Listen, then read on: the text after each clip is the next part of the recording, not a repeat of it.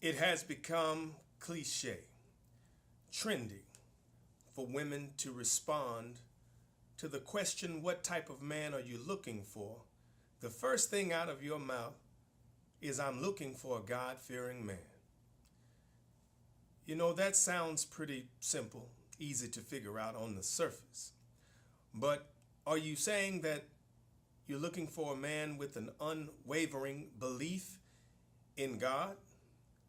What exactly do you mean when you say that, sister? I want to use that phrase, that assembly of words, I'm looking for a God fearing man, to illustrate how easily a man can be misguided by a simple request from you. We're talking about still the best way to satisfy a woman.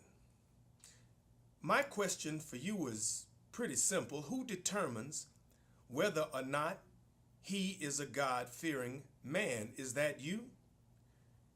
Do you determine whether or not he's a God fearing man, or does he determine it, or does God determine it himself?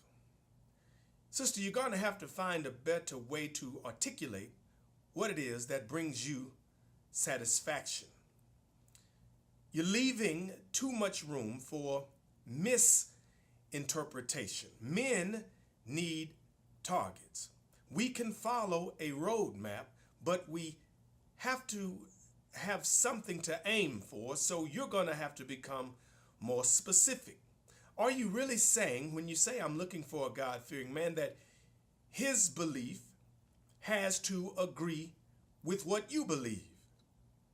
Are you saying that he has to be able to quote scripture? Should his past involve growing up in the church? Should he attend church every Sunday? Should he attend your church? What do you mean when you say, I'm looking for a God-fearing man? Does this obligate him to pay tithes and offerings every month?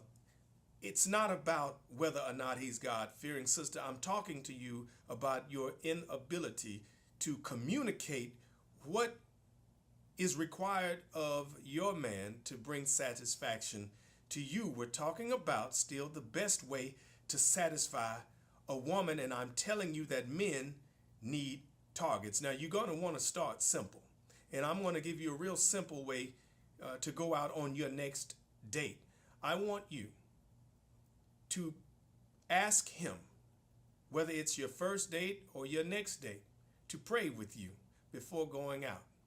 Now, everyone knows what it means to pray, but this is a very non-invasive, non-offensive way to break the ice on what his belief system is. It's just too much to figure out when it comes to things like religion and beliefs and what have you. When you say a God-fearing man, are you talking about Mahalia Jackson type of God-fearing, or you're talking more Kirk Franklin God-fearing, or Ty Tribbett God-fearing, or perhaps even Mary God-fearing?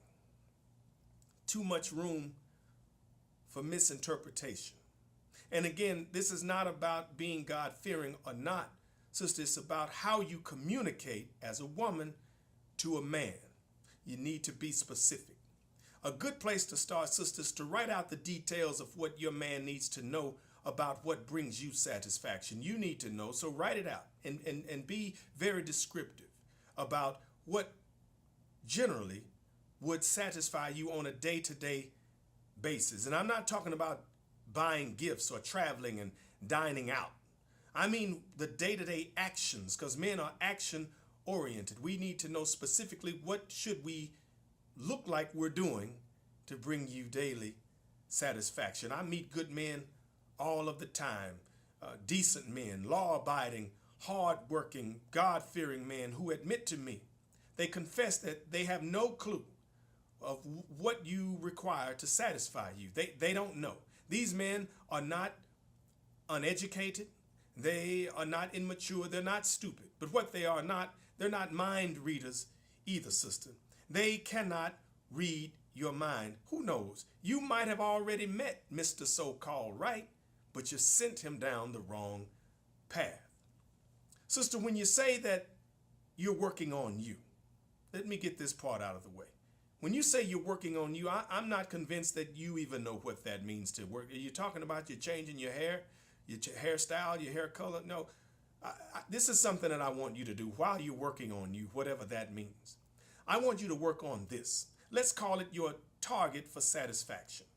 Let's look at the relationship that you're in right now, or the one that you just left, or the one that you're seeking in the future. And I want you to outline your target for satisfaction on paper. I mean, give me something to aim for. Make sure you convey what satisfies you. And the second term is a tight shot group. Tight shot group. After you develop your target for satisfaction in words, then we're going to work on what is called a tight shot group. And that is when you're qualifying with a weapon. Let's use bow and arrows. That's an easy one to describe. There's a target downrange, and you're trying to hit the target with your arrows. Well, if the arrows are going all over the place, missing the target, flying all over the range, well, we got a lot we need to work on. But once you learn how to control the bow and arrow, how to breathe, how to aim, how to set your sight or your scope on the target, it doesn't matter whether or not you hit the bullseye. You need a very small margin for error, which is called a tight shot group. So you're going to hit the target practically every time, even though it may not be the bullseye. The goal is not necessarily to hit the bullseye, it is to hit the target. So you need to have a target for us to aim for. Still, the best way to satisfy you, sister, is for you to simply tell me what exactly should I focus on day to day when it comes to satisfying you. I use the God-fearing man phrase to illustrate how the right man can be given the wrong impression, the wrong instructions, and no target to aim for.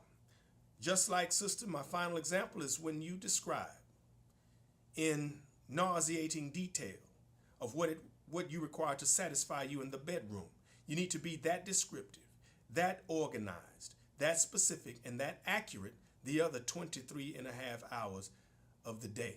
Tell me what you want to do. What should I look like I'm working on in order to bring the satisfaction to you? Let's work on that target for satisfaction so that we can create what we're going to call a tight shot group for the next brother who could perhaps be a God-fearing man and meet other qualifications, but he just needs to know what he needs to aim for to satisfy you. Guys, I'm only here to help. I hope this information has been helpful. I enjoy sharing it with you.